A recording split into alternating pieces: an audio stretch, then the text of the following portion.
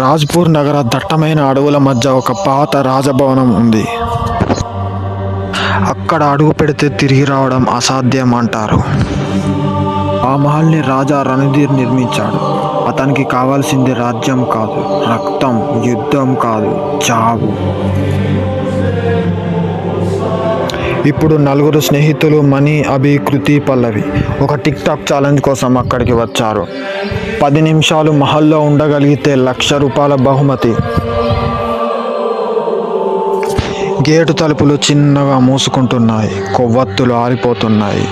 మహల్లో దట్టమైన చీకటి మంచు పొరలా కమ్మేస్తోంది.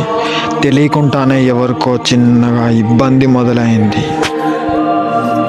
అభికి ఒక పాత దర్పణం కనిపించింది.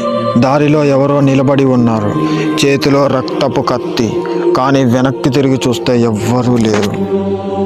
పల్లవి చెవిలో ఏదో స్వరం వినిపిస్తోంది, సింహాసనాన్ని నాశనం చేయకూడదు అని. ఆమె పరిగెత్తింది, కానీ గోడలపై రక్తం రాస్తుంది. ఇక్కడి రక్తం ఎప్పటికీ ఎండదు. మణి తలుపు తెరిచాడు. ఎవరికోసమో నరబలిక ఎదురు చూస్తున్నట్టు చుట్టూ మండుతున్న దీపాలు, నిండుగా ఉన్న రక్తపు గిన్నె. వెనకాల నుంచి సుడిగాలులు తరుముతున్నాయి. దీపాలు ఆరిపోతున్నాయి. రాజు తిరిగొచ్చాడు మరో రక్త బలి కోసం. కృతి ఒక్కడే ఉన్నాడు.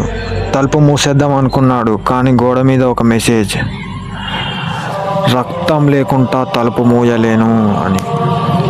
ఆ నలుగురు మళ్ళీ ఎప్పుడు కనిపించలేదు. కానీ ప్రతి పౌర్ణమి రాత్రి ఆ మహల్ కిటికీలో నుంచి ఎవరో తొంగి చూస్తున్నట్టు అనిపిస్తోంది. కానీ అక్కడ ఎవ్వరూ ఉండరు. బహుశా వాళ్ళు చనిపోయి ఉంటారు.